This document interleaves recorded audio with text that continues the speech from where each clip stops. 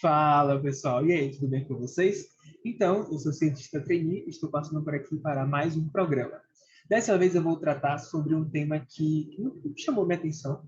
Dessa vez nós teremos duas referências bibliográficas inseridas na descrição do vídeo do podcast, que vocês podem estar acompanhando.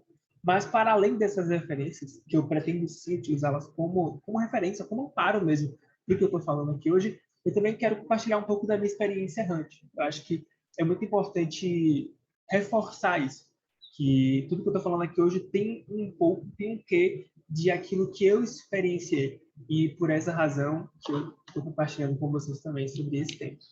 E a ideia desse encontro é trabalhar a importância do erro no processo de aprendizagem. Por quê? Eu vou começar compartilhando um pouco da minha experiência.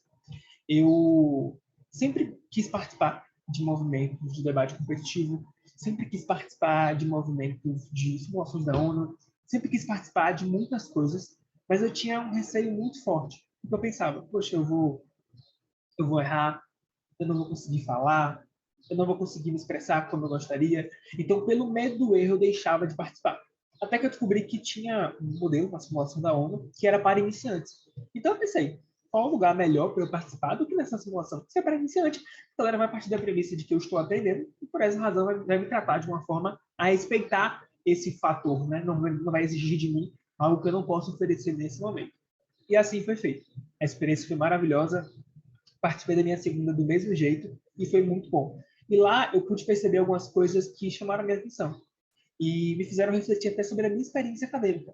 Porque em algumas aulas, seja da minha vida escolar, seja no período do ensino médio, fundamental, seja no ensino superior, eu sempre pude perceber que em algumas aulas eu tinha um certo desconforto, um certo receio para participar, para perguntar, para fazer qualquer coisa.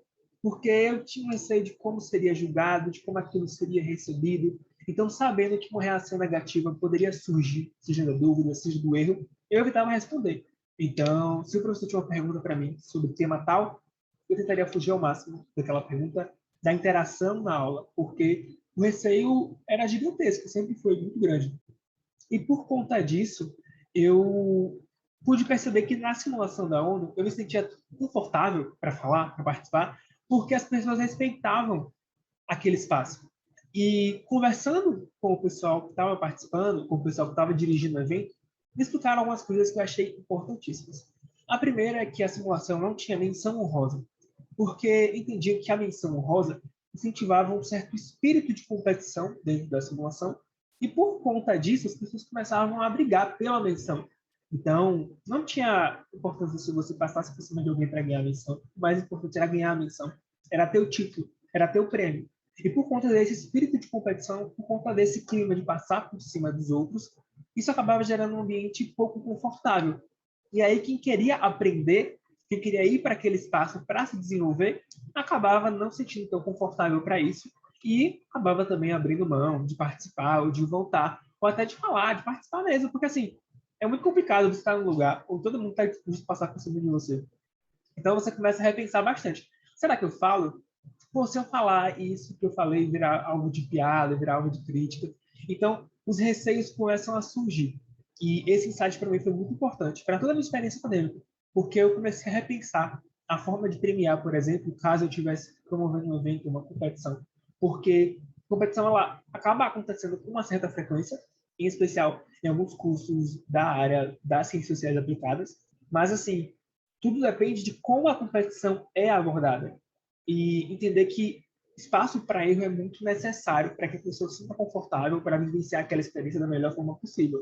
E eu falo por mim, quando eu iniciei no debate competitivo, eu tinha muito receio de errar. E eu percebi que por conta desse receio, eu deixava de falar, eu deixava de participar, eu deixava de me soltar. Eu pensava, não, perder vai ser super tranquilo. Eu vou perder e eu vou aprender com a minha derrota e eu vou sair mais forte disso. E não foi assim, não. Eu perdi, fiquei triste, fiquei desanimado, não queria mais competir. Mas eu falava, não, vou voltar, vou voltar, vou voltar. Mas eu não saía da forma como eu esperava sair. Eu acho que, por vezes, essa coisa do aprender com o erro pode ser tão romantizada ao ponto de eu me sentir muito desconfortável de perceber que eu não estava crescendo tanto assim como falaram que eu ia crescer. Não, porque você vai aprender com a derrota e você vai sair mais forte. Eu não saía mais forte, eu saía triste, eu saía decepcionado. Eu saía... Por que eu fica aquele sentimento de por que eu fiz isso? Por que eu não consegui ter um desempenho melhor? O que foi que faltou? O que faltou? O que eu deixei de fazer? Então, por mais que eu conseguisse tentar melhorar, por mais que eu conseguisse tentar aprender, e se eu conseguir extrair muita coisa positiva, aquela sensação na hora da derrota não é nem um pouco proveitosa. Mas que você tenha a plena consciência de que é importante para o seu aprendizado, para o seu desenvolvimento, a sensação da derrota não é nem um pouco prazerosa, não é nem um pouco engrandecedora. Por mais que você saiba tudo que está por trás daquela experiência, você ainda assim sente. E por conta disso, por mais que digam que tem muito que aprender por trás daquilo, isso não exclui o fato de que é uma experiência que tem uma sensação não positiva no meio disso tudo. E aí, por conta dessas experiências, eu comecei a tentar entender qual era a importância do erro para aprender, para me soltar num debate competitivo, para estudar tanto com a simulação da ONU. Então, eu tive contato com as duas referências bibliográficas que foram apresentadas na descrição. E a que eu vou chamar a atenção é, de fato, o material de Brené Brown. Porque, assim, eu já vi muito conteúdo dela.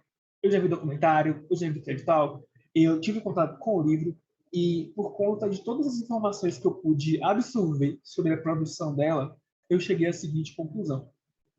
É necessário que haja um espaço de vulnerabilidade, onde as pessoas se sintam confortáveis para estar vulneráveis, o espaço ele precisa ser proporcional, para que assim haja um espaço para a criatividade, para a inovação. Tanto que tem algumas falas dela, né, que você pode encontrar no livro, pode encontrar no TED Talk e pode encontrar também no documentário, né, o The Call to Courage, seria o chamado para a coragem.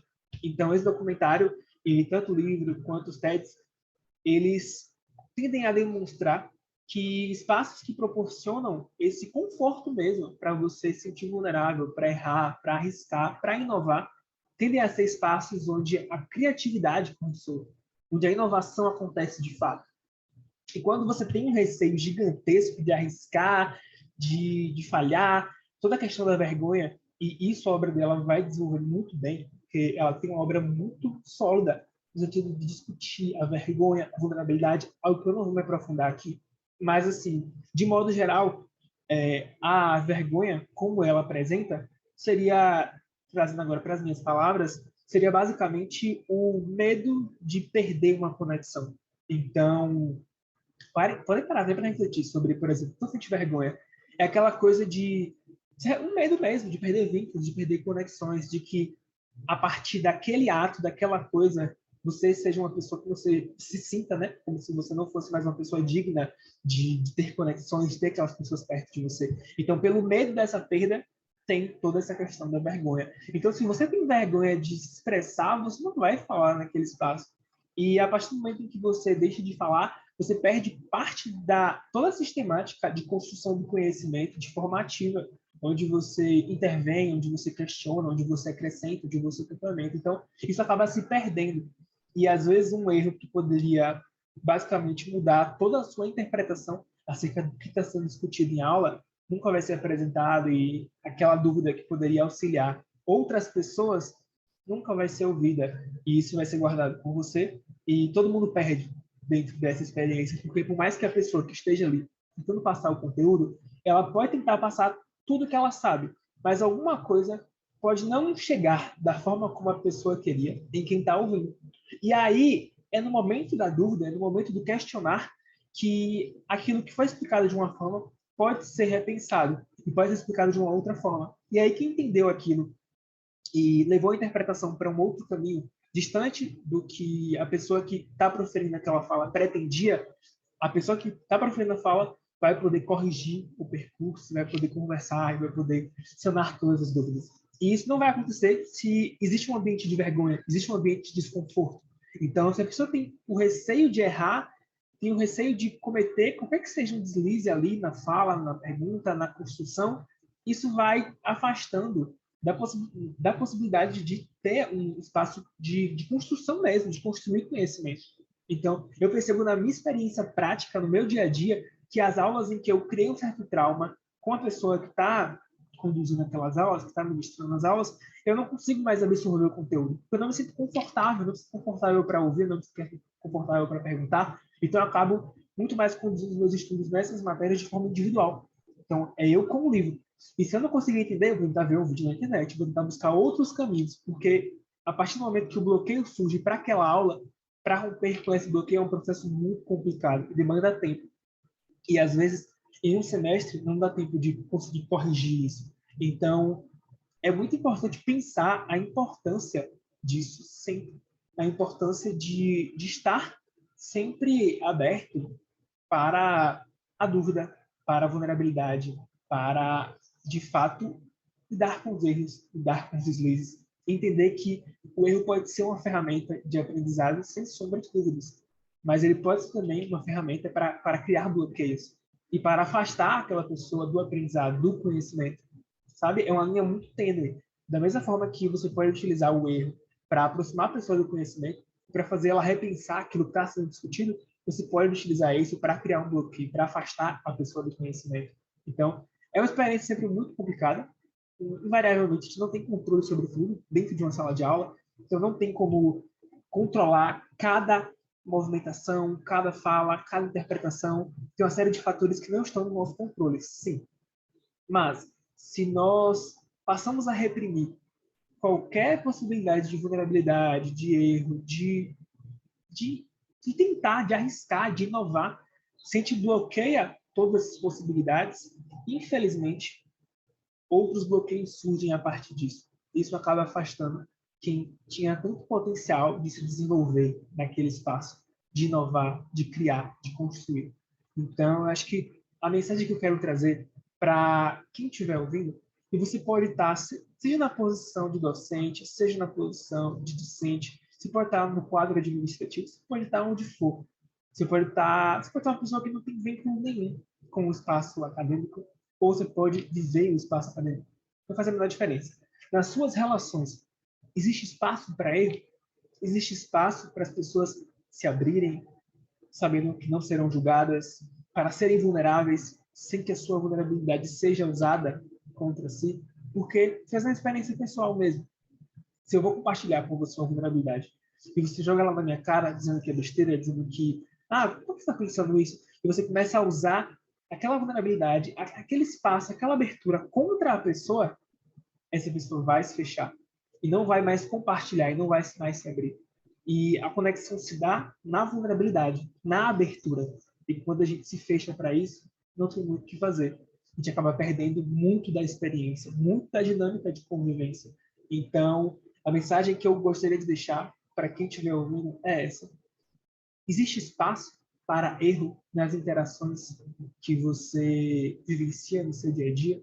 Você se sente confortável para inovar, para arriscar, para errar no seu trabalho, onde você estuda, nas suas relações familiares? Se existe, eu não tenho dúvida de que o conforto é maior. Não quer dizer que o erro vai ser prazeroso, que você cometer os dois vai ser prazeroso. Quando a gente arrisca esperando o melhor resultado possível, sem sombra de dúvidas.